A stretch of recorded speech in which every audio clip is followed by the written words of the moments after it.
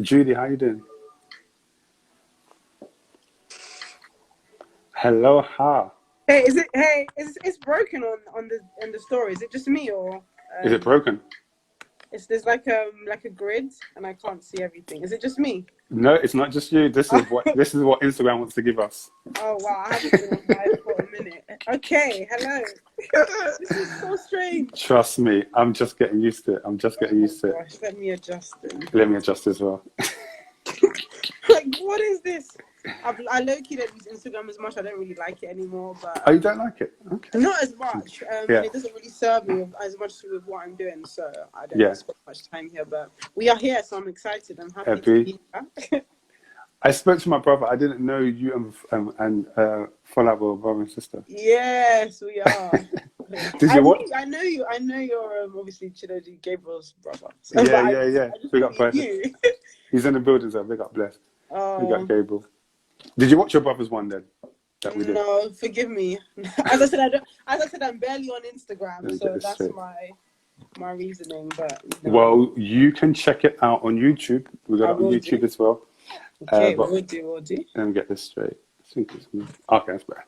All right. Well, thank you for joining us, Doyin, man. No worries. It's actually Instagram, funny. This is so strange, but yeah. Sorry. It's all right. No. I remember I was asking my brother. I remember maybe a couple of years ago. I was asking him, "Oh, I want to go somewhere on holiday. Yeah. I don't know where to go, or I don't know where to find the cheap places. Who should I go to?" And he sent me to your Twitter, and I remember looking at it and thinking, "Wow, these are some deals. These are some deals." And I remember just following you from there, and then we're going to go into a lot of the stuff that you're doing now. But I just thought when I saw the milk company that you're setting up and everything, I was like, you know what, I want to find out about all of this. I want to find out about Doyin and just amplify what you're doing, your voice out there. So thank you for joining us today. For everyone that has joined us so far, or you're just tuning in, welcome to 21 Questions. And this is put on by the platform called the SITDOWN UK. I'm the host, I'm the founder. And before anti-corona came, we were doing live events, intimate live events with a host of guests. We had Grace Ladoja, Skepta's manager, Jay and me, Jake Isaac, Mo Gilligan was our last one. So we were doing that, and then anti-corona hit. So we had to adapt and move online. And since I would say March 2020, we've had a guest every single Thursday for out the whole year. And we want you to check out those conversations. Had amazing conversations. Oh man, some amazing conversations. And we're going to have that again today.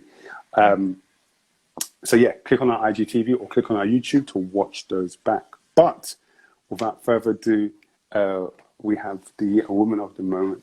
And I want you to, I was that guest to do this, introduce who you would say you are.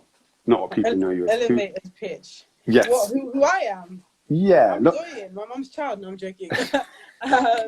Honestly, I feel like I've been doing this so much at work, but obviously more in a corporate setting, the elevator pitch. But I'm Doyin. Hey guys, aka Move with Doyin. I grew up in Peckham, one of 5, the youngest. Born and raised, as I said, in Peckham, always lived in South London. Right. And yeah, I've always, I guess, had a knack for like just having fun and creating. That's kind of, and that goes from when I was young to like cycling around in the summer and just doing silly creative things to now, where as Topper mentioned, do you go by Topper, right? Just to, yeah. And, you know what? I think on here, everyone knows me as Icy. Okay, I see. Awesome. So yeah, as Icy alluded to, I recently started out a plant-based milk co, which is called Goodness Milk, and that is literally a plant-based milk company serving oat, almond, coconut, organic milk in a closed-loop recyclable model. So we use glass bottles, super like beautiful looking. Check out the page. Love them. And currently based in London, but prior to that, I actually, as Icy mentioned, I sort of started my like content or creation in travel. So it started out when I did my year abroad about 5-6 years ago in Vancouver, Canada, and I just had a knack for traveling. And people were like, "You should have a blog." Like legitly, Oh, wait! You telling the whole story now? yeah. I was trying to tell you a little story. Okay. I won't go too long because I know you'll ask me some questions. So yeah, started a blog, and then the blog led to where I was like traveling, doing brand deals and stuff like as a solo traveler. And then I moved into creating my own travel agency, the Win Collective, which now we've grown with the team. So I have less, I guess, saying what goes down, which is awesome, which is why sort of I have the plant-based milk code Goodness Milk running now. So that's kind of a bit about me. Work background, 9 to 5, dry corporate life, was doing that for 5 years, and I'm just currently making the transition into more of the tech role where I kind of feel like I'll have more of a career and I'll be able to sort of make change and stuff and build that generational wealth, baby. So yeah. Gotta get that money. Thank you. That was an elevator and a half. That's like being in the Shard elevator, going to the top. The Burj Khalifa. Burj Khalifa. Love it. Thank you so much, man. We're going to start off light work. We're going to give you some light work. So quick fire questions. Don't need to think about them too much, just off the top of your brain as they come. I will remind you, as we go through the questions, the main part, you have one pass card. So if you don't want to one pass card. So if you don't want to answer a question, you can use your pass card. I like that. All right, so first, quick fire. I plead the fifth. What's the most spontaneous trip you've ever taken? Okay, Brazil. I actually surprised my friend, our co-founder Clay, checking him out live. Like, they were an amazing content creator, like one of the biggest sort of guys in the travel content space right now. So like one of my best friends. I literally just surprised him. It was hilarious. And then he didn't know they were actually on a trip with a bunch of our friends and also customers as well. So it was like a perfect time. They had no idea. I helped them like on the project management side of the trip, which is what I do. And then boom, literally, I just booked the flight probably a couple of days before, to be honest, to Brazil. And then literally just messaged one of the girls who I knew and said, "Hey, I'm here." They were like, "What?" I was like, "Okay, I'm coming to the house. Let me in." And I was like, "Where's everyone else?" And they were all at the club. Literally went home, had like the quickest shower. I didn't even like dress up properly. Brazil was super casual. Put on some summer gear. Went to the club, and like they were like rocking out in this hip hop club. They just see my face like, what? It was like it was actually on my Instagram, on probably my stories, and that was like I think it was just one of the funniest moments I love that. ever. And I've obviously also booked flights like an hour before, but I think that was the furthest ever, like to Brazil. No one knowing, and yeah, that was a good I love it. You got to do it while you can. Do you prefer trips with friends or alone? This is fire question. So I prefer trips with friends now, but I used to prefer alone when I was doing like solo traveling stuff. Last series that you binged on? It's actually ironic. Sorry, I know this is fire, but Prison Break. I need help. I've actually watched it already, but I'm watching it again, and I've been sleeping at 4 a.m. for like the past 4 days now. So I need to stop. I'm about to binge when we end this and continue. But you said you've seen it already. So how are you binging? But it's been a while ago, like, so I'm literally just binging on it because I don't remember anything that's happened. And I only watched the first 2 seasons last time as well. So. I love it. What's your favorite food? Favorite food? Mm-hmm. Coconut rice, I'll just say. Oh, okay. Thai coconut rice. Come on. Just to be specific. With what? I don't eat meat, so anything seafood. I'm obsessed with prawns. So a prawn, a nice sweet chili prawn, veggie sauce, and some coconut rice. That will hit. Okay, cool. Best piece of advice you've ever received? Just have fun with it. Yeah, just have fun with it. A piece of tech you wish you invented? Tech? Mm-hmm. The iPhone? Because I'll be a baller. No, I'm joking. Honestly, I don't have like this. Yeah, I'm quite content with the tech that I use right now, and so we'll see. Okay. Who's your biggest inspiration? My mom. Okay, why? And Serena Williams. My mom, because she's just dope, and she's like funny, hard worker, but also like her motto is actually like, forget Drake. She's the real YOLO. Like, you work hard and then you just enjoy like the fruits of your labor, like not later, like constantly, which is what I love. And I think I've adapted that a lot. No, don't wait till you're 60 or you're 50 or payday or whatever. Just like have fun. Yeah, but work hard as well. Fuller said that we're matching. I know. I knew someone was gonna say that. I was actually gonna wear just have my hair, but my sister said you look cool out with the hat. So Yeah, no, it's the memo. I sent you the memo. exactly, that's it. The black turtleneck as well. Done now. What's your favorite goodness milk flavor? Almond milk, it's dope. It's just I don't even drink milk, but almond milk I can drink it. It hits. Yeah. Sweetened as well. Yeah. What did you say? The sweetened one. The sweetened one. Okay. Yeah, definitely. What would you call your home? When you create your home touring channel, what would you call it? That's mad. Wait, it's like you've been in conversations with me and my brother. What we talk about? We literally just spoke about this last week. Let's create a YouTube channel going into the classes of our friends. I'll call it Move with Doyin. I'll keep it. Keep it on brand. Yeah. Oh my. And it's gonna. I actually want to do it just for fun. So please make it happen. If anyone here has a really good house, I binge on architect design and tile I know and stuff on YouTube. So yeah, Move with Doyin. I'll call it. I mean, here's a tip. Go through the estate agents and just take your camera. What do you mean? Go through. What do you mean? Just say I want to view a house. I want to view a house. I want it to be a bit more personable. So, okay. So I've seen some stuff on TikTok, but no, I've got a few friends that have some nice pads. Oh, okay. Wait till after lockdown. Come on. Okay, then what is the dopest home that you've ever seen? Okay, I don't know if anyone's watched Extraordinary Homes on Netflix. That's another mate. There's a Brazilian home there. Brazilian architect is mad. I like kind of symmetry, sort of cement, that kind of vibe. And there's one house. It's literally, if you watch it, there's different series with different in different countries. Just watch the Brazil one. It's mad. And there's also one house that was in Israel. It's crazy. Extraordinary Homes on Netflix. Check it out. Do you watch what's that program on Netflix? The Sunset one. Of course, Selling Sunset. Selling Sunset, yeah. I finished that bad boy. People are doing such a hard worker. Half of my time I'm running or on Netflix. Love it. Working, obviously, but yeah. What's the craziest response you've ever received when you say you're from Peckham? Just sneaky stuff. We don't honestly oh my gosh, I don't even You're tired of it now. Have you killed someone? Do you sell drugs? But now it's funny because it's oh my gosh, that's so cool. But I'm no, I grew up there in the 90s and the noughties, not now. Yeah. But it's just silly stuff, Yeah. Big up, bless. This is why we grew up. I can't even see the chats. It's oh, so I think if you push yourself up. Is that one? Oh my gosh, I'm so fresh. Wait.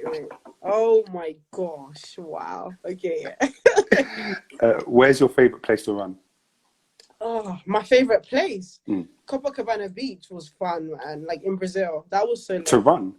Yeah, to run. Because there's a path. Oh, okay. I love running. So you literally, you fly to Brazil to go and run? Oh, do you mean in London? Yeah. Oh my gosh, my favorite place in London's a bit dry, so I just keep it as for running. It's not the best. Along the river, the Thames is cool. On a sunny day, I used to do that at lunchtimes. But okay. Yeah. Wow, this is a different lifestyle, boy. What's your favorite song at the moment? My favorite song. Cash App is a good song. What? What's that? It's Afro. Oh, I was like, what? Okay. Cash Out by there's a few people, but what's his name? Zlatan's on it. Okay. He's what? I only know Cash Out for one money. I thought you thought I said, what's your favorite app or something? No, it's good. Cash Out. Check it out. It's a good hype song. Okay, I'll check it out. Lastly, what is your favorite? What do I write here? What's your craziest travel story? I don't really have one. My mum's house, I don't even want to say the one. Say again? My mum's house, I don't even want to say the one. She won't let me travel. Is she on the live? I think we saw someone get shot in Brazil. And you're laughing. But yeah, honestly, my friend saw it and he was holding it in Rio de Janeiro. After we went partying, I think it was 7 a.m. Yeah, I think that was it. But we were just we were just so hyped, we were just in the now, and it looked like it was a normal recurrence. So you lot saw someone got We shot didn't see it, but my friend literally just went back to dancing. She said, no, we went home. She saw the aftermath of him, like, just like sort of shouting, but he looked like a bit of a druggie. So that's why it wasn't just like, okay, we got to run. We just kind of just started strolling and people just was going by their business.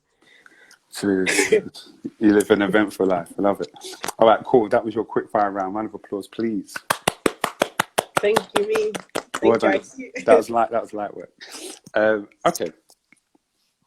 I've got a daughter. I've got a 1.5-year-old daughter. And I always say that when I look at her, I imagine her like 10 years from now. Yeah. And I wonder. That's so dope.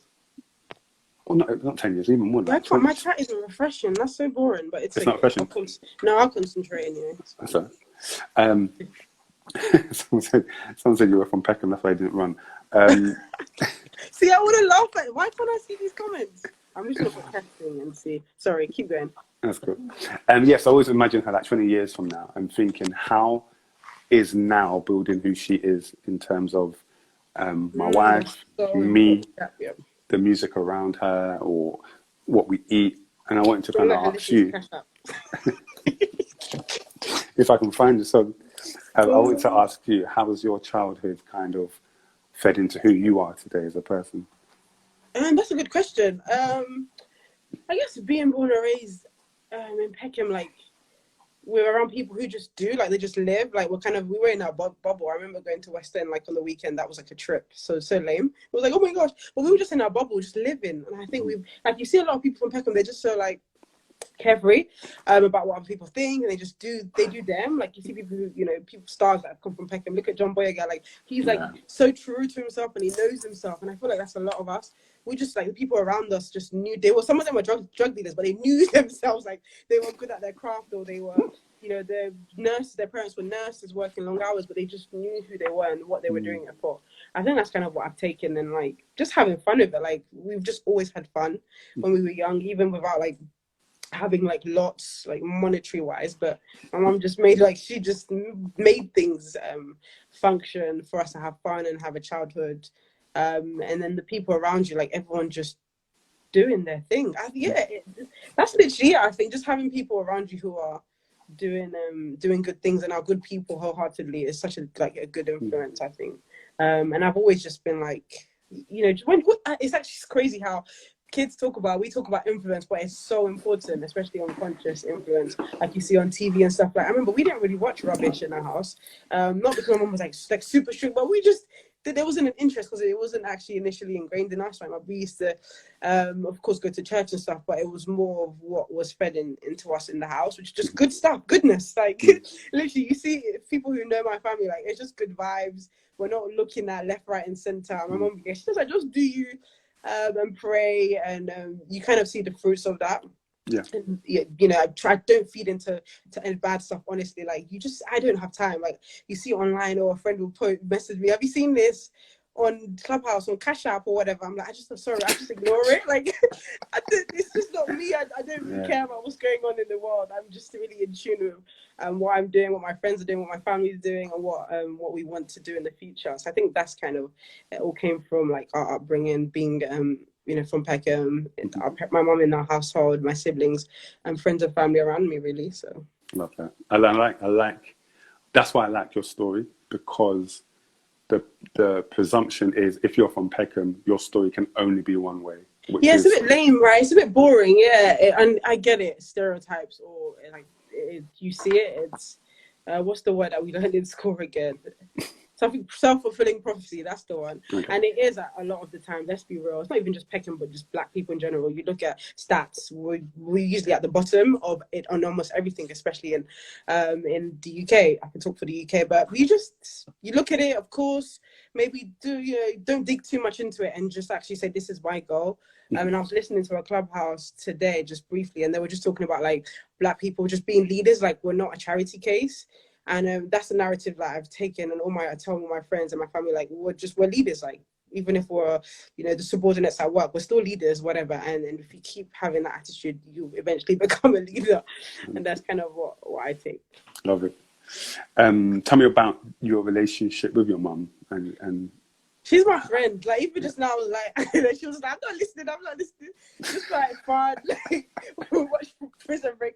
Was so funny until 4 a.m. We need Jesus. Wow. But no, just fun. Like, she's my friend. She supports us. Anything I do, she'll just say cool, because she just knows who I am, and I would, she's sort of my mother. So yeah, I would just say, hey, this is what I want to do, ask for advice. And she's really well versed, like financially, she's super savvy. Like, honestly, I'm just I remember when I was looking for to like buy a house and stuff, and I was like, what does this even mean? Like, you think you know what it is because everyone's talking about it, but I was like, what is this? Like, how does a mortgage actually even work? Like, you mean to say I owe the bank? Like, I'm so dumb. When I was younger, there's things you think, but having a mother who could really break things down and say, don't do this, buy this. And sometimes you think it's like, oh, she's not cool. But I always see the benefit of her advice. So I always take it on board. And even there's things I don't agree on. It's funny. I'll be like, I don't agree with you. She's like, but I agree with it. Okay, I say, okay, let's agree to disagree.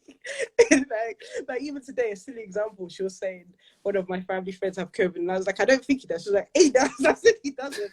And then we'll just disagree. But and then she goes by her business, I go by mine. So it's just like a friend. She's a friend. And I think when you're older, you realize your parents are human beings. They're not like this almighty God sort of being. They're just humans. They're fun. You just do normal things that you do with them, like you do with your friends, really. Obviously, you respect them at another level and love them at another level. So yeah. Was and I'm the youngest as well, so okay, I get away with a lot of stuff. For that, must have got the full whack. No, he was good. What do you think, going into my kind of next question, in terms of what type of parent you want to be, what was it that your mum, you can remember, did in those early stages that enabled you to be where you are now? Because, even in Clubhouse and Twitter, sometimes you see these threads of people who've grown up and they don't have that connection with their parents. So I was wondering, what was it that your mum did? So something that I would want to bring to my, just to go back to the question. Yeah, it's kind of two-part. Yeah, what was it that your mum did? And what was it that you would want to do if you choose to have children for yours? I want to have children, definitely. I think it comes down to what I said about her, like being the original YOLOer. But of course with Christian principles and stuff, not just like live lavishly, but just really enjoy every moment of that, even when you're lacking. Like when we were younger, her enjoyment was looking after us, giving us like nice clothes, whatever. And to her, it's not like, of course she's like, I suffered, but there was also a really prideful, enjoyable part of every single stage in her life. So it's just taking that. And I think also, I honestly want to be like a fun parent. Like I'm even with my nephews and nieces, like we have so much fun because I'm quite active. We go for jogs, like, and we run around. Like, what I do by myself, I would want to do for my kids. I'm not going to try and, segment parts of my life. And which is why I'm like, I want everyone has their plan on when they want to have kids. So yeah, just like everything. When I'm a leader in the tech space, I'm going to bring my kid in. If they, want to shadow me, kind of what you see are like white counterparts doing, where they really bring their kids on board because they can and they have the resources to and they have the power to. So it's just on that level, just bringing them on board in every stage of their life. Like a lot of our parents may have had to compartmentalize, like, okay, this is work, or this is money, or this is, because they had different sort of goals and sacrifices that they had to make. But yeah, it's just being so free with who I am and just teaching them as well, the way my mum taught me how to do things financially, and just whatever they want to do. Like if they want to play an instrument, they want to do sports, like I'm that parent where I don't mind, honestly. I don't think school, whatever, university, it's awesome, it's great, but there's so many other avenues and the world is moving in a crazy way. Like I was so dope at sports, but I didn't pursue it too far, but it's fine because I knew I sort of identified my interests. After that, but you have some kids who are like, oh my gosh, my parents, like I could have been an amazing footballer. God forbid, I don't want to be that parent that did that. So just be free with them and teach them principles of the Bible as well and grow with them as well. I love that. We did an interview with JME, and one of the questions I asked him was, with his daughter, what expectations does he have for her? And he said, none. I don't have none. It's true. I just want her to become who she is. And, I really loved that because it was like you said, really just let you be free. Exactly. Because we're all different. There's 5 of us. And I would have questioned if we were all the same. That would have been strange. And you see that from some, siblings, or they're just quite rigid or the same. But now what also different is because my mum just said, and she saw talents, I'm sure, in different in each and every one of us, and she's like, it's okay. She's all that doctor narrative and engineer, of course, and she still says it would have been nice if one of you was a doctor. And I'm like, yeah, and probably caught COVID now, and he would have said, but just she's like, it's true, or God knew what he was doing. But yeah, I don't. The world is moving past that sort of rigid mindset as well. True. Yeah, I'm chill. I think we'll be fine with what I'm building as well, and what my family are building. Yeah. You can go and play football for fun. Is that that's kind of what I would love to do, where there's no pressure. Yeah. You would really want your kids to explore their creativity and you know, until they're like in their early 20s, rather than pushing them into something at like 16. Yeah, that's true. That's true. So everyone has joined us for fresh and anew, or if you're watching this back, this is our 21 questions with Doyin. How do you say your surname? I want to say it properly. The Nigerian way or the British way? Give me the Nigerian way. Excuse me, Sogbesan. Sogbesan. Yeah. Okay. You don't use Sogbesan. There's a silent. Well, sorry, there's no H, but it sounds like there's a H. Okay, let's get that right. And so far, we've just been talking about her background and her upbringing. And what I want to move into is looking at life before, you know, what we're talking about now in terms of your businesses, but that city life. And I wanted to know why you quit working in the city. And you was a business analyst, correct? Yeah, it's so funny because I quit and then now I've left. Like I'm leaving like in the next week. But yeah, so why I quit? So okay, let's be real. I did economics, got off first. Like economics is dope, honestly. People laugh at like economists on Twitter because, you know, everyone thinks they're like this not Bill Gates. Everyone thinks they're what's the old investor guys? You know who I'm talking about, guys. That guy, yeah, that. Yeah, but honestly, like the old ones. Yeah, Warren Buffett. That's it. But no, I did economics because honestly, that was the only course I enjoyed in my A-levels. I really, you know what I wish I did? I was telling Fala, my brother, that I wish I just did. No shade to anyone, but I was really good at like English. I wish I did English, media, and English like lit, and then just went to Cambridge. And that's what a lot of I did that. Did you go to Cambridge?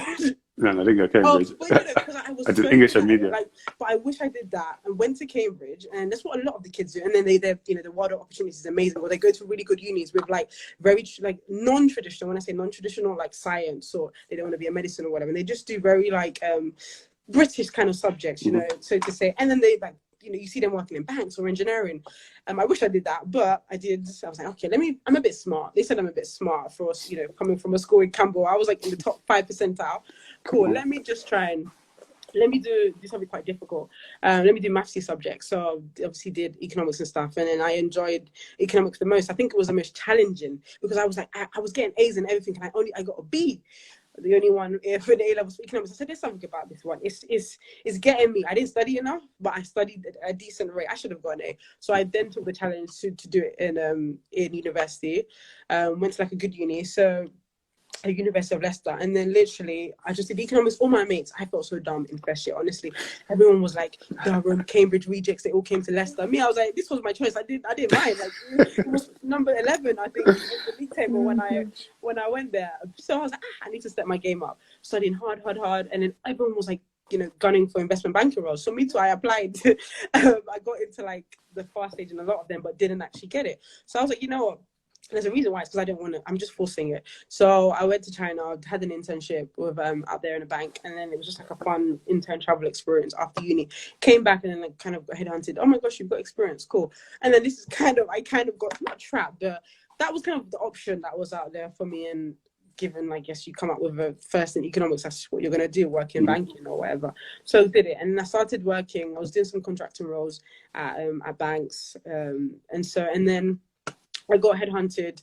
I can say it now because I'm leaving the industry. I never just like to say the companies I worked for, but it's all on my LinkedIn anyway. So Vanguard Asset Management, one of the top asset management companies. So working there, kind of on path to be a trader, but I knew I didn't want to do that because it's dry. It was dry for me. Then I left that.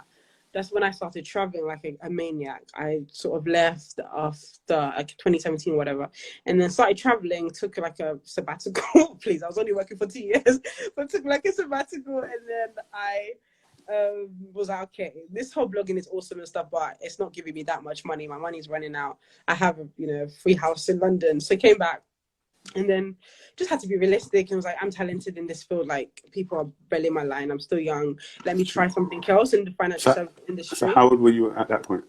So like 20, maybe 24, I think. 23, 24. So yeah, relatively young. I left uni because I did 4 years. So I graduated at 22. I was like, okay, I'm still young. It's not that deep. Maybe to figure out if there's other parts of financial services, not just like investment management and stuff. So yeah, went into like financial reporting kind of side in banking, and then did that, contracted. The money was nice. I was like, this is nice, you know. This is not bad. And then, just being realistic again, I got a permanent role, which is what I've been doing for a while. And I was like, I've tried a lot of stuff like banking, investment management, financial reporting, business analyst, which is what I am now. But yeah, it wasn't for me. And what I was doing on the side always was like creating content, like with Win Collective or my travel stuff, building community, like BB Travel Meetup, Win Collective, like having thousands of people like trust myself and the brands that I'm doing. And there was just something about it. And people were just sort of approaching like, you should go into this, you should go into this. And that's kind of when I started to look into which tech role will suit my experience. Didn't do nothing, no hard sort of, I didn't even apply for any roles really, but just kind of express interest to one or two people. And then from that, like sort of after a year of expressing interest, I sort of just got a role where I'll be working for a fintech company as a specialist. So yeah, that's kind of the path that hopefully I'll see how that goes as well. But no, it's exciting. It's actually really exciting, honestly. Like it's good. Well, that's what I like. That's what I like about your story. There's a lot of exploration, and taking advantage of, just like you said, you being young. And when you're young, you don't have many attachments or things tying you down. And even if you do, like the thing is, people, I probably don't have a kid or whatever, but there are other things. But for me, opportunity is so big, like. And that's also one reason why I got the role, like the founder. Like it's mine because I know him. I'm in these DMs. Like, this is a founder of like 1 million. So the company is killing it, kind of thing. But I would forget all the fear or the clout or losing your name and all of that ego, which I don't even have anywhere. Like, please, I'll message on I can message big people on Twitter, and people are responsive because everyone's a human being. So when you build that connection and you identify that opportunity, I've always just like, I'm going to go after this in a smart way, of course, in a respectable way. So sorry, keep going. No, but it's what you do, and I can hear it constantly in your story, where that thing that your mum taught you about that YOLO, it applies also in business and your career. Like, you see an opportunity, all right, let's try that out. If that works, cool, let's run with it. I don't like that, well, let's put that down. Let me try over here. I'm going to go China. Let me get some experience. You know what? I'm going to come back. And it's being able to look back on your life and be like, oh yeah, tried that out. That was great. Honestly. You know. Yeah, I love that. Yeah, there's like a Janae Aiko song. I'm not sure if she's a Christian, so I'm not taking it as like my gospel, but because I'm a Christian. But I think she talked about like, if I was to, and it's quite extreme, but if I was to like die or whatever, like I'm happy. I'm paraphrasing what she said, but I'm like happy with the life, and to look back and say like, you've actually lived, like, life is not a one-way path. Like I think someone said it on Twitter. Someone was like, in the business world, you know, your career, you don't have a one life career. Just like young people know that you can have multiple careers in your lifetime. And we've obviously been taught, especially if you come from a working class, let me speak from my own experience, a working class sort of environment and a working class school, they're teaching you to get a job and keep that, you know, keep it. Yeah, 35 years. I've been working at this company for 35 years. Look at how your retirement works. When you sign the form, it's so funny because I've been changing it now and I have my own private sort of like pension and stuff, but you put the age there and it's like, oh my gosh, you're kind of tied to that. That if I retire before, like, it's gonna mess up sort of my income at the age of 65. But no, you can really shape it how you want. Definitely. How has that kind of background in economics, business analyst, how has it kind of informed how you run your own businesses and the experience you bring? I'm gonna be so real. Like, it's funny, even with Collective, like, they're like, oh my gosh, you work in finance, you're amazing. Like, not really, because you're the corporate world, especially where I've worked for like really big companies, you know, like companies worth trillions. So everything's rigid. You have your own systems. You're not really using like cool Keynote or whatever. But on the other side, the whole the professionalism, I would say. It's a bit like you go uni not because you want to, you get 90% on your accounting course. No one is really going to ask you what percentage did you get. You care about that, but people really care about the whole bigger picture, like the networks you've had. So yeah, I think it's the same with business, just the whole professionalism, how you do work, time management, managing maybe a team. If you manage a team, working with people who you may not have similar skills to, but you complement each other, things like that. But the whole nitty gritty, I don't think it's as much, besides being able to do like a sum if on Excel, which you can learn on YouTube now. So definitely more the professionalism and that part to business for sure. Yeah. What about being a woman in business? Is there any difference, would you say, to being a man in business? And I say that only because more and more I'm realizing the male privilege I have. I do things, or I can go into situations and not have to think twice. But as a woman, sorry, keep going. No, sorry. Oh, yeah, but as a woman, I imagine there might be hurdles that you have to get over. Is there any challenges that you had faced as a woman in business? Do you mean in my side hustle or like corporate work? Both, actually, yeah. Corporate world is more, but maybe being young. I've always kind of been the youngest. It's quite weird actually, but I guess I'm in my late 20s now, so I'll hopefully start to be like in the middle, or like still bottom, but not like the youngest. Yeah. When I was 20, I was like, oh my gosh, you're so young. But I kind of use it to my advantage, like being a woman and being young. And also not having kids. That also, I'm not gonna lie, it was for me in some of the places I've worked in and the roles that I've done, contract roles where you're working like midnights and you're working really late. And I remember during one of my roles, when I was in financial reporting and in the hiring process, like they were like, do you have kids? No, they can't say that. They were just like, do you have like commitments outside of work, because you'll be working. But that's what they mean. Addison Lee for like the first 6 months, sometimes midnight. And I was like, the money was nice, and the team were dope. They gave me dinner. That's again, I knew what I was coming into, so it wasn't a bad experience. But yeah, they asked me that, so I used that to my advantage as a young woman, without commitments. On the other side, I've never really seen it. I can't lie. Like being a woman, I guess, I'm quite, like, I would say what's on my mind in the nicest way. I'm not really shy. So dealing with like 30, 40, 50-year-old men can be intimidating. I'm going to be so real. It definitely can be where they're like bare of them in a room. But I've never been like, oh my gosh, shaking. It's just like, okay, maybe I should look a bit more like professional or whatever. And like, but nothing crazy. Like they'll see me getting like a mocha and they'll make like oh, you don't drink coffee. And some girls will be like, no, not today. I'm just like, no, I don't drink coffee. Like, and they'll be like, oh, wow. So just, again, that's the Peckham in me, maybe just, I'm not scared of nobody. Yeah. I'm getting this from Teabag in prison, mate. That's how we say it. Gosh, I love it. Yeah, no, I haven't experienced it, but definitely, I would say.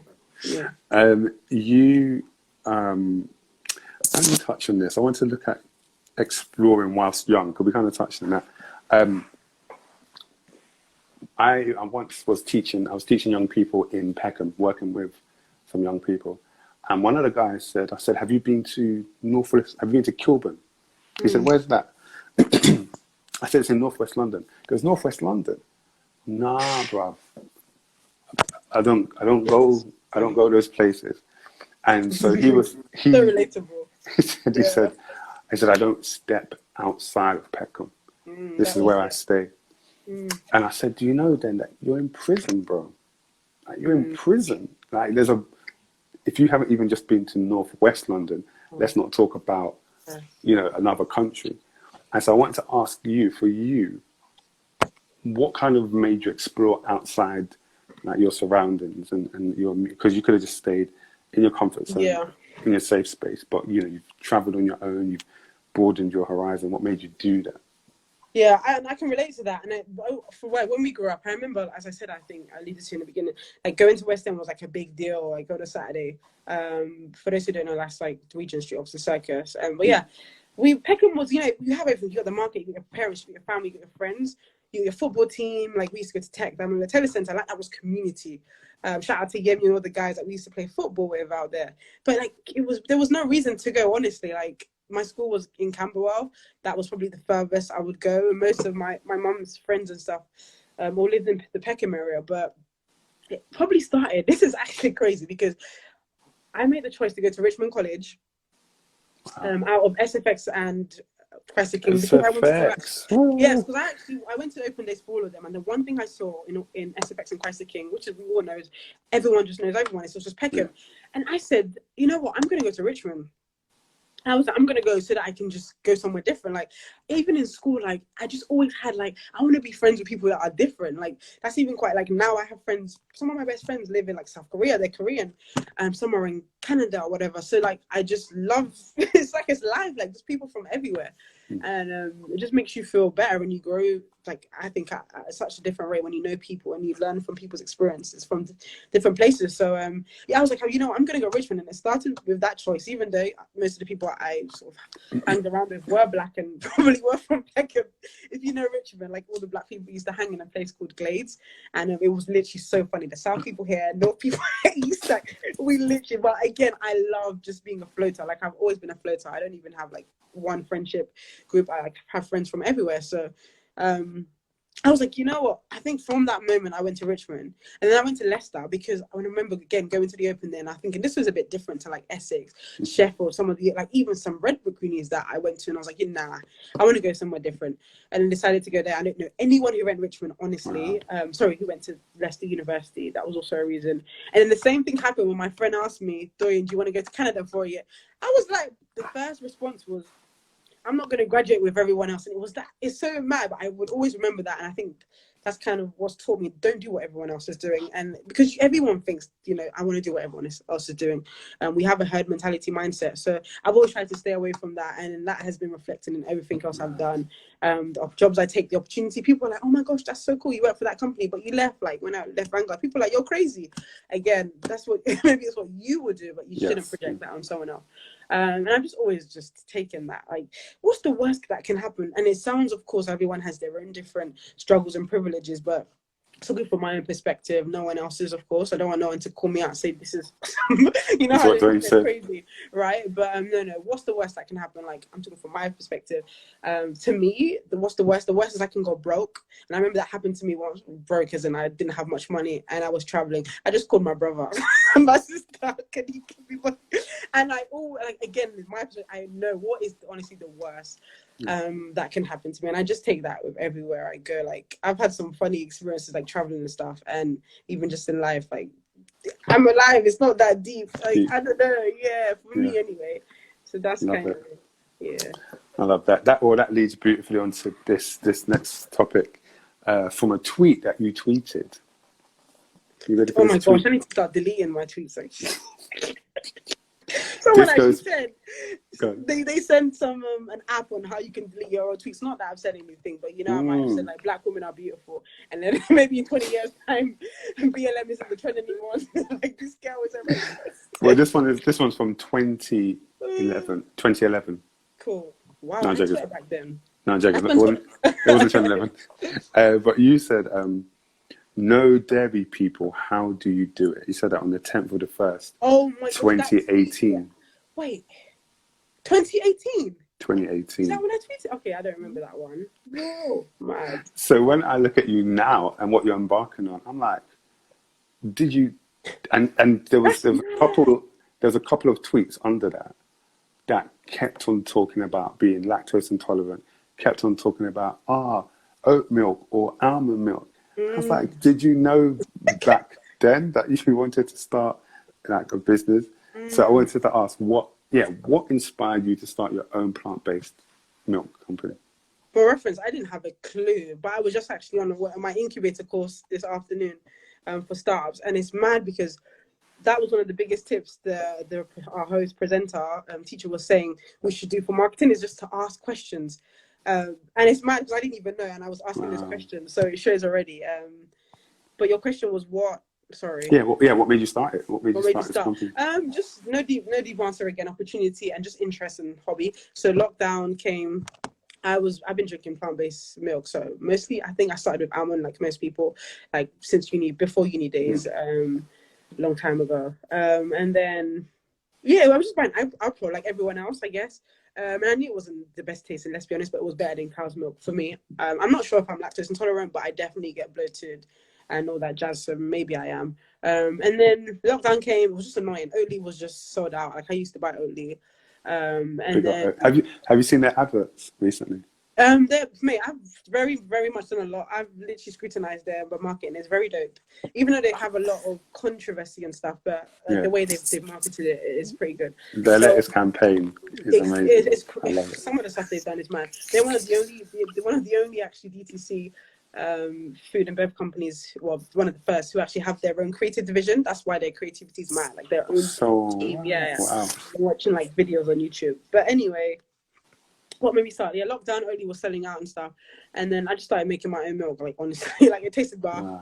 And I was like, "This is nice, you know." And then, wait. Wheel up and come again, selector. Nobody goes from there's no more Oatly to making their own milk. What happened in that space? No, but do you know what is actually mad? Okay, there's a bit. The middle bit is I wanted to start a business, like a product business. Anyway, like I was thinking of it in my mind. I wasn't going to execute it. I wasn't like, I'm ready. Just thinking. That person, I always have ideas. Like one was honey, like just random stuff I share like with my siblings. Just random. It's not like I'm going to do it. It's just like this is cool. Stuff that inspires me when I go for a run or I see on the net. And then me and my friend Umu Tony were like, she has a business of her own, Kaleidoscope Beauty. Check it out.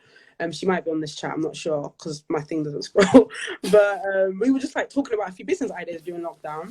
And then I think because of no Oatly in the shop, and I started making my own and started getting some like, there wasn't even much validation. People were just maybe 1 or 2 DMs, you know, compared to what I would usually get. To my own horn.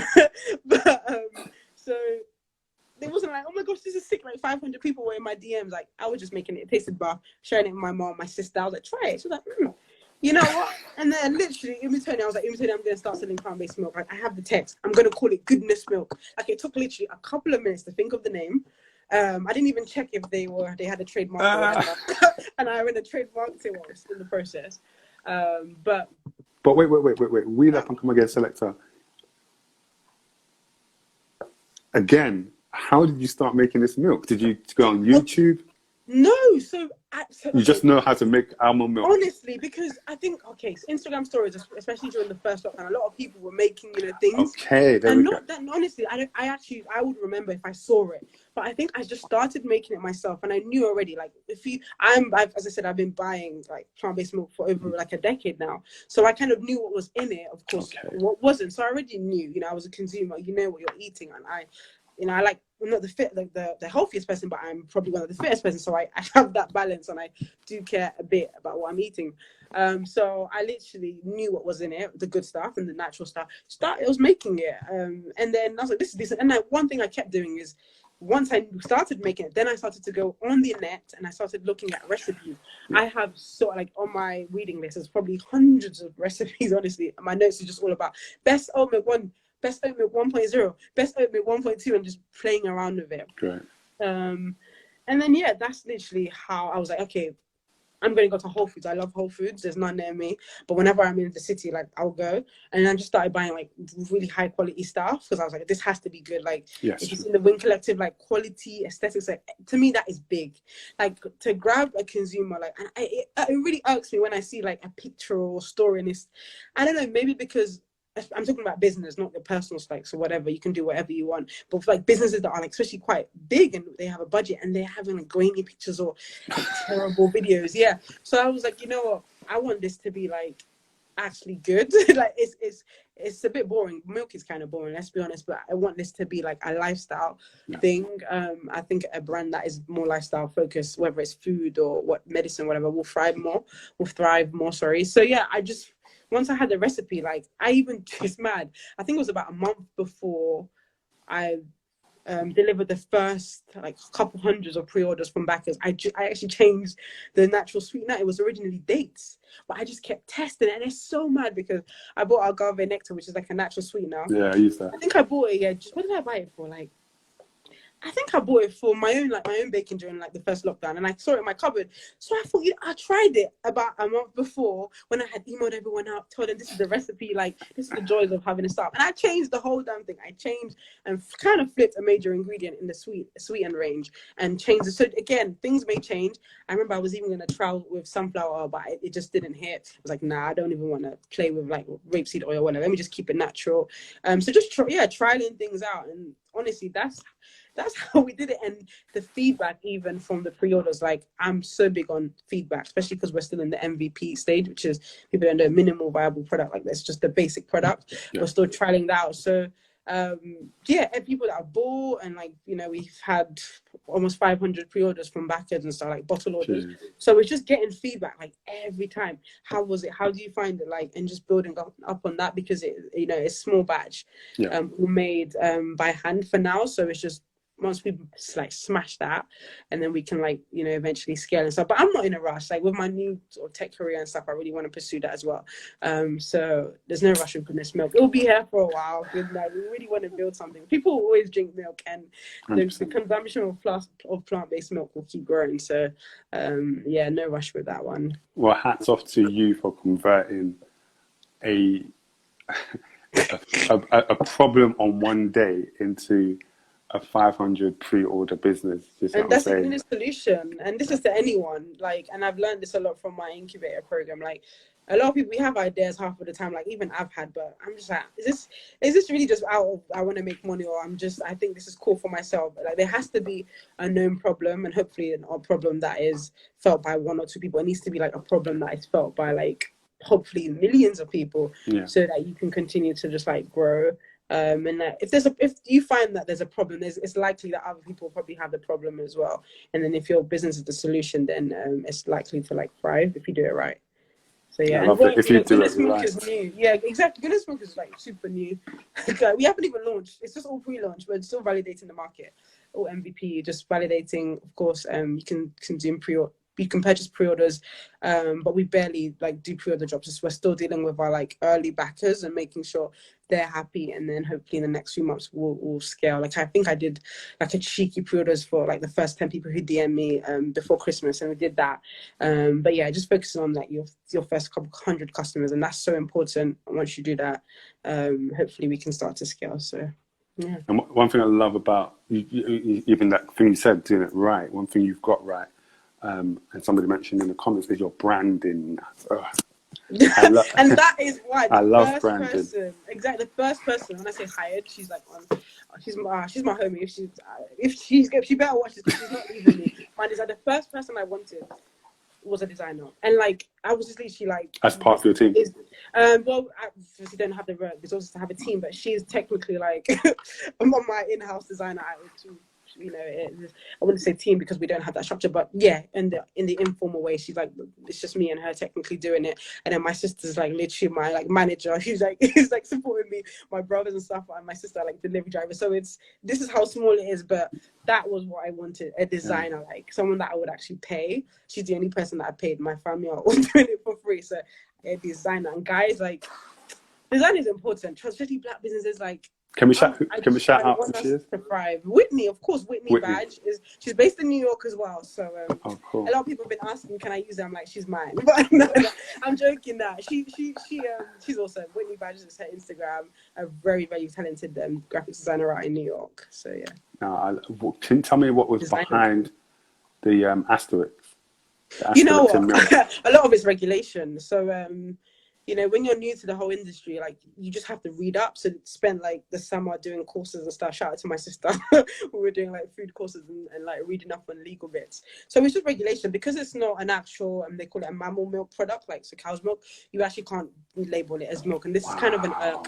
I'm going to say it's annoying, because our trademark was approved, and then now they're kind of coming back saying it's called milk. And I'm like, no, babes, it's actually an asterisk. So I'm going to sort of appeal that and have that conversation. But it can't, you can't call, you got all of Oatly, and even there's a company called Milk with a YLMYLK who do oat as well, so you can't call your product milk. And by law, which like they proper gave me, if you see the, I'm not sure what I can talk about, but like there's legitimately like in my rejection letter, like this by this code of England, like it's deep, it's that deep. And if you of course use it, you could face some criminal charges. So they're very strict about that. But the asterisk as well, I could have just knocked anything. I could have just called it MLK, but I wanted the asterisk. It was cool, it's quirky, and what a lot of people don't know, it's actually a flower. So plant-based, it's actually a flower. So it has, if you look closely, and they'll go onto the website, of course there's no flower sort of emoji on Instagram, so you have to go go to the website. You see it? Oh, okay, yeah, I was yeah, about yeah. to say, Whitney, what's that? So it's a flower, and when a lot of our content is gonna come out, like on our That's Instagram, cool. you know, in the future. And she's just insane. Like we have a lot of sort of like gradients and filters, and it's like kind of done in that with that flower as a background. So it just has that sort of corresponding of plant base. It's a flower, and it's also fluid because it's milk, and our brand is always also is all about like goodness for all. So it's very fluid, it's free flowing, welcoming. So it kind of aligns with that part of the branding, which we're gonna try and tell that story more when we launch some stuff with like our marketing. Yeah. Big up to you. What was the big up, just again, big up to you because I only knew you in one vein, travel. To see this was like, so to see it in its excellency made me take more of a notice. Because I was like, okay. And yeah, I remember you put it on your Twitter with like plant-based milk, I'm starting. Yeah. And I was like, oh, and because the branding, when I hit the branding, I was like, yes. And so I wanted to ask, like, with the response, did it instill enough confidence that this was going to work, or was there still challenges along the way that you were hitting? In terms, honestly, it's just like any business. So for me, it's not. I've had like Wind Collective and this, and I think I just love products and seeing things. Like service, of course, is great, like having the travel industry, but I'm like a consumer. Like I like good, like quality things. I'm not like I don't buy a lot, but I buy quality. I would say, like I said, I like to go to Whole Foods once in a while because like just the quality. Sure. Or like when I'm running, I'm gassed. Like I want to buy good quality stuff. So I knew like.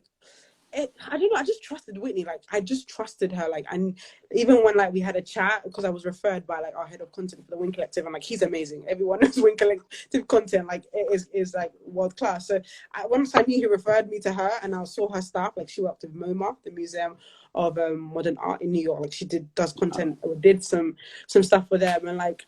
I was like, this girl was just so sick. And one thing my mom always says is hang around people who are better than you. And she's better than me at that for sure. And in many things. I was like, she is a sick. I trusted her. And then when she, like, some things, I say the vision, she's like, I'm just going to go. And then she kind of would just flip it on its run in another level. And I was like, this is mad. Like, even the stuff she's like creating now. And like, she can code as well, which is like a win-win for like website design and stuff. So I just trusted her. And when I saw her, I was like, you know what? Just do it. Do anything. Like it's actually that deep where I'm just like, just do it. You can just say it and she can deliver. And the response as well. Like once people saw it and they were just engaging with it, like even from the start, I was like, which color would you prefer? Because it was either like the cream, green, or like a blue for the actual G. And then people were like, the cream. They were like, this is sick. And then when they saw the bottles, like Charlene White, ITV presenter was like, she followed us. She was like engaging. We had like lots of journalists, like people who some of them aren't even plant-based folks. Like our product is literally for everyone, and I think we wanted to tell that story in the branding. Nice. And I was quite confident that because I knew once I saw who I was working with, like in the design phase, and I saw what she could bring, I was like, people are gonna love this. And the only challenge was like this product needs to match, and I knew it will. True. Because the quality is good. And that's why I was like, I could easily have just made it regular milk. I was like, I want this to be organic, and like I'm not gonna lie, I don't really have the most sophisticated palate. But I could tell when something's like good quality in terms of like food. So I was like, you know what? I'm going to pay that extra amount and even like maybe cut a cost on myself, like in the beginning. I'm going to brand this organic. Like it's so dangerous as well to do. It's pressure because have labeling it as, this is organic. People are going to expect like a different class. True. And they're going to want to pay for that, that price point. So maybe that was a bit of a challenge. But honestly, once you know what you're using, and you like practice and you get people to validate it, and we're still validating, so like again there's no pressure because I'm so vocal, like this even to my consumers, like I can't wait for your feedback to try it, like, and I dig in and they know like she's actually building this relationship. It's not just take, buy, drink and buy. It's that mutual relationship. So like there's no pressure. If we haven't really got bad feedback, I'm not even lying. Like I was telling my sister, like why are people love, like I thought there'll be something like quite bad, but there's little twerks that we can improve on. Like I got this, but nothing like crazy. So it's just made me feel even better that like we're going on the right direction, and like it's just gonna get better and better anyway. So, and that personal connection, is that part of the reason why you opted to do hand delivery? No, it's because of the model. It's a glass bottle. It's freshly made, so it doesn't have a large shelf life, and also just it's different as well because it goes with that whole nostalgia of like the milkman, and because it's a bottle, and also just in terms of logistically, we can't ship it. It's almost impossible. But as we scale, like in the years to come, of course, we'll want to have a longer shelf life and get to the supermarket. So we'll have to remodel how we package it, but still align with like being sustainable and being recyclable. So as long as you keep your sort of messaging, if you change in the future, as long as people like align with that and they like vibe with that, I think we'll be okay. That's why I'm not too worried, because we've already set that like sort of let standards. Yeah. Finally, what is the plan for like the next 10 years, 5 years? Give us 5 years. Where would you love to see it? Like that. You should see my CV. My CV is like 2 years, 1 year. 2 years. With the pandemic, it's probably 1 month. But no, okay. With this new role, I really want to sort of build a career and like become like a leader in that space. I think there's so much potential as well in that company, and for me to add value and like really grow like real levels. So that's the goal, and the career wise, and then Goodness Milk, like.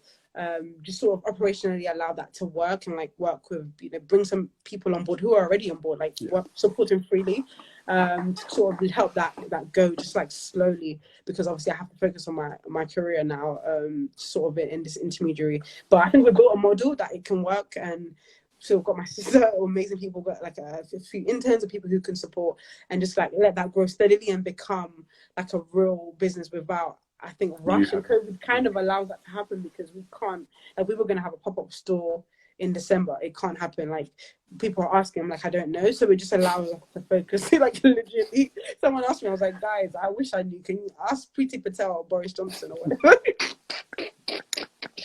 But that's kind of that's the vibe. And honestly, I would love, like, as I've lived abroad in a few countries, but I would love to live somewhere I haven't thought of in my mind. That's what I'm thinking. That's kind of in the next few years, who knows? But I would love to explore living away from London for a bit as well. But I don't know. We'll see. I think it's hard to plan with COVID and stuff.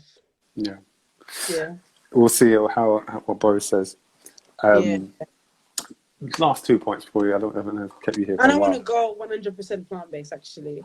100%. God help me. Yeah, I'm probably like 60s percent, and I don't eat meat anymore. But maybe I want to go maybe 100%. Maybe by so you personally? Yeah, personally. Sorry. Okay. Yeah. Personally, I want to try 100%. Almost there. Almost there. Cool. All right then. Last two things I wanted to look at. Your faith. How important is your faith? Has your faith been in your career and your side hustle? I think honestly, like it is everything. Like it's not about like, the whole religion, but it's more what I've learned, and just of course the Bible reading and teachings from the Bible, and just my own personal relationship and the value of love, integrity, treating people honestly, love your neighbor as you love yourself. Like that is kind of how I've gone by and everything. And I think just having integrity, honestly, there's so many things you could just do, and just knowing, God is watching. Like, when you have the Holy Spirit, you have that. Some people call it a voice, whatever. For me, it's like I can hear someone say, like, what would Jesus do kind of vibe, in that sense. So it's just, even when I'm running, like, there's some people I've almost got hit by a car, I could want to do something, but I just, I could literally kick his dog or kick him, or like, because he's like, just daily occurrences. This is it. And I think I saw a post from Justin Bieber. It's so random, because I think someone retweeted it, and he was just talking about religion. Like, people think I'm a religious person, I'm not. And this is when I was saying people think I'm some amazing businesswoman, but I'm mostly just doing what everyone else does, but just with purpose, watching Netflix, chilling, running, eating, but just being intentional when I am working, with a purpose. But yeah, just honestly, just using those values that I've learned, and just the faith to walk in life. That's literally it. It's not, honestly, I'm not deep. I'm sorry about that, but there's honestly nothing that I could pinpoint as this happened in my life, but just seeing people around me thriving. And I feel like I've experienced it when I'm in my faith more, as in more in line, I thrive more. I'm more at peace. So why not just chase that? Even at times, you know, you get lazy or whatever, but the aim is just to constantly try to be at that point where you're not running for something, you're just walking and actually walking up the hill and growing rather than staying in the same place, because that's just dry. You've done that already, so why don't you just go to the next level kind of vibe? Yes. And I've seen that it's always much better, so that's what I try to do at times. I'm not perfect. I've actually just signed up to, I think it's a Bible in 3 years. I know people do a year, but that's not me. I tried it and I just failed, and I was like, read. Honestly, like, I have a worse attention span. I've been listening to it now, and I'm doing it with my sister, which helps for accountability. But I'm doing it in 3 years, so just doing it and reading one verse every day because my head cannot take 4. I like, honestly, so just doing it daily kind of vibe and making it fun, and integrating it like into my life rather than having like religion separate, especially with no physical church now as well, and which is really sad, of course, but just I guess it teaches you just to do it daily rather than like having a certain part of the week or certain Bible study or whatever. I would love to join more Bible studies and stuff online though, so if you know any. I don't even know myself, but anybody in the audience, if you know, man, put it in the comment section. That'd be interesting. All right, last question is then, legacy wise, how would you like to be remembered? What would we be remembering? What would you leave behind when you go? It's what people know of me now, to be honest, but with more money, of course. I'm joking, but I'm joking. So yeah, just like fun, bubbly, like down to earth. Like it's interesting because everyone's probably been to a funeral, and I always tell my mom this, like, which is like, you should buy 10 houses. I'm like, I want 5. It's okay. I don't need 10, because honestly, when people pass or whatever, what they always talk about character. Like if you actually deep it, like I remember my friend, rest in peace, from university, passed away. It was so sad. Like one of my best friends in uni, and like no one was talking about how he got a first or whatever, or like his job, which is what we tend to chase. But it's actually your character from different affairs of life, from work, your character at work, your character. So you should always take that everywhere you go and not try to hide it. So when it's just that in my character, honestly, that is what I would love to do, and just change in everything I do. So like, that's kind of why like people are like, oh my gosh, you're like, you do travel, you do this, and it's because I want to make changes in those areas that I'm interested in, and kind of just being able to see, okay, this is crazy, like the legacy we've left already in the travel space. So, like, imagine what I'm gonna like bring when I like spend like 5 years to like the tech space, or the, you know, the D2C, like food and bev space with Goodness Milk, and like just thinking about that. I think now, and from again the clubhouse I was listening to today about leadership, I think it's so important. Like, it's sad, but you really make change and you have legacy when you're actually at those positions of leadership as well. And I feel like I would love to get to that stage where I can do that, and that's the legacy I would want to leave as well. And like a nice, I would say, Brazilian like architect design house for my kids. Thank you so much for today, man. Oh man, I've enjoyed it, man. I just wish you success, because I think you amen. I think you're continually doing what you continually do what you say, which is to not run with the pack, but to just forge out these lanes that are just individualistic, but are creating change for everybody. Because once you open up that space as a young black woman in that space, there's representation over there. Once you do that in your tech, there's representation over there. You've done it in travel, there's represent. So continue to do that, because it matters. It really. My daughter is coming up, and so I can say, hey, come and sit down. I'm going to send you to Auntie Doyin. She's going to tell her her whole story. Go and take your notebook, go and take your pen. Yeah. So keep doing what you're doing. And what I always say to people is, anybody that we get on this platform is very strategic, because it means that we are there to support them continuously and ongoing. Meaning anything you're doing, anything you're posting, we'll be on it like flies to just pump it out there. And any support that you need, our inbox is there, our email is there. Please, if you need, research done, for goodness milk, whatever you need, we're here. We're here for you. So thank you, much appreciated. Wishing you all the success. So thank you so much for doing this. Keep it up. Like, it was really interesting. Like, honestly, ask my siblings. I don't really like InstaLives and stuff. And I was like watching Prison Break. I was like, oh my gosh, let me do my eyebrows. I've got an InstaLive. But no, this was actually really enjoyable, and this is so cool what you're doing. Like, yeah, it's really cool. Keep up, and I feel like after lockdown, like I'm sure you're gonna have like more live sit-ins and stuff where people can physically have that connection. But it's can't really wait, dope. man. Yeah. Can't wait. Guys, thank you so much for joining us today. Please leave your comments of how you found it, if you enjoyed it, anything that stuck out to you. And Doyin, we appreciate you. We love you. Thank you so much. Keep being great, man. Thank you, guys. Take care. Bye. Take care.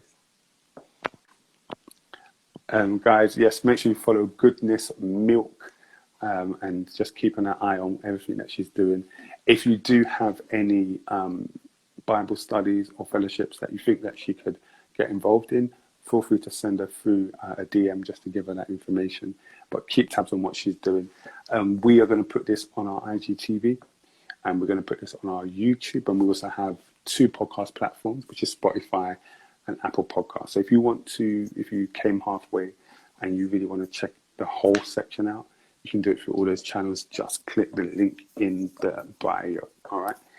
We're going to be out next Thursday. We're going to be back here 9 p.m. Okay. We've got a special guest that's going to be joining us again for 21 questions. Thank you so much for joining us. Let me see who was in the building today.